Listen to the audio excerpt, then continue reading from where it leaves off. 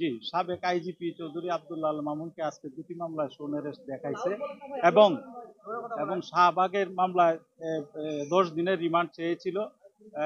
বিজ্ঞ আদালত আমরা এই শুনানি করেছি এবং রিমান্ডের বিষয়ে আসলে কি দরখাস্ত ত্রুটিপূর্ণ ছিল, সেই জন্য বিজ্ঞ আদালত আবার শুনানির জন্য দিয়েছেন। আমরা শুনানি পরবর্তীতে শুনানিও করেছি।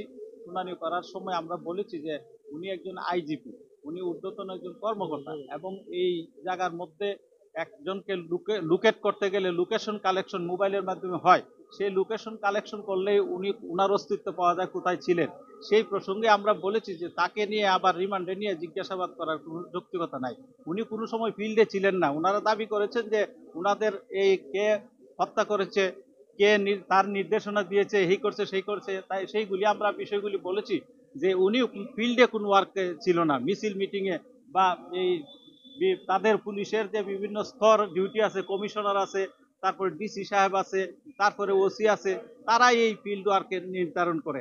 সেই ক্ষেত্রে আমাদের এই মামলায় এই তথ্য উদ্ঘাটনের জন্য উনাকে রিমান্ডে নেওয়ার কোনো যৌক্তিকতা নাই এবং বিজ্ঞ আদালত আমাদের বক্তব্য শুনেছে, প্রসিকিউশনের বক্তব্য শুনেছে, দুই পক্ষের বক্তব্য শুনে বিজ্ঞ আদালত সন্তুষ্ট হয়ে 4 দিনের রিমান্ড মঞ্জুর করেছেন এবং বলেছেন ওনাদের চিকিৎসার ব্যাপারে সবকিছুই সবকিছু করে চিকিৎসার বিষয়টা দেখার জন্য এবং উচ্চ আদালতের নির্দেশক্রমে যে যে বিষয়গুলি বলা আছে, নির্দেশনা দেওয়া আছে, সেই অনুসারে ওনাদেরকে জিজ্ঞাসাবাদ করার জন্য বলেছেন।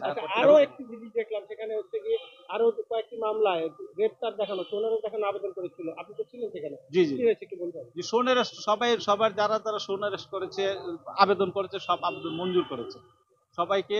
যে এই আনিসুল হক সাহেব, তারপরে সালমান এফ রহমান, তারপরে হলো আপনার এই যে এই শাহজাহান খান, সাদেক খান, চৌধুরী আব্দুল্লাহ মামুন, তারা সবারই এই যে সোনারেস্ট দেখিয়েছিল, সবগুলি সোনারেস্টের আবেদন মঞ্জুর করেছে। ধন্যবাদ। আপনার পুরো নামটা? মোহাম্মদ আব্বাস উদ্দিন।